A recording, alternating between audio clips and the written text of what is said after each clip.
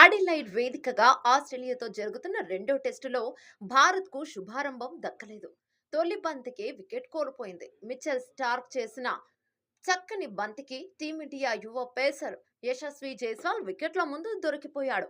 Toss గెలిచి batting ఎంచుకున్న భారత్ ఖాతా తెరవకముందే వికెట్ కోల్పోయింది. అయితే మిచెల్ స్టార్క్ చాలా ఆవేశంగా సంబరాలు చేసుకున్నాడు. ఇటీవల కాలంలో స్టార్క్ దూకుడుగా సెలబ్రేషన్స్ చేయడం ఇదే కావడం విశేషం. ఇక తొలి టెస్టులో మిచెల్ స్టార్క్, యశస్వి జైస్వాల్ మధ్య జరిగిన ఫైట్ దీనికి కారణం. హర్షిత్ రాణాను స్టార్క్ కవ్వించగా దానికి బదులుగా స్టార్క్ను జైస్వాల్ స్లెడ్ చేశాడు. స్టార్క్ బౌలింగ్లో బౌండరీలు బాది చాలా స్లోగా బౌలింగ్ వేస్తున్నావని స్టార్క్తో జైస్వాల్ అన్న మాటలు వైరల్గా మారాయి.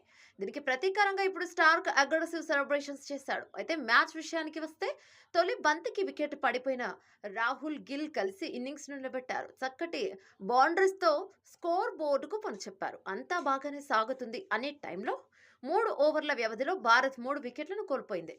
బౌలింగ్లో శుభ్మన్ గిల్ 31 ఎల్బీగా పెవిలియన్కు చేరాడు. గత టెస్టులో సెంచరీ చేసిన విరాట్ కోహ్లీ 7 పరుగులకే అవుట్ అయ్యాడు. స్టార్క్ వేసిన బంతిని ఆడే క్రమంలో స్లిప్లో స్మిత్కు క్యాచ్ ఇచ్చాడు. అయితే గత మ్యాచ్లో స్టార్క్ని అందరూ రెచ్చగొట్టడంతో ప్రతీకారం తీర్చుకోవాలని వచ్చినట్టు ఉన్నాడో ఏమో కానీ 3 కీలక వికెట్లు స్టార్క్ కథలో పడ్డాయి. చూడాలి మరి ఈ మ్యాచ్ ఎటు మలుపు తిరుగుతుందో.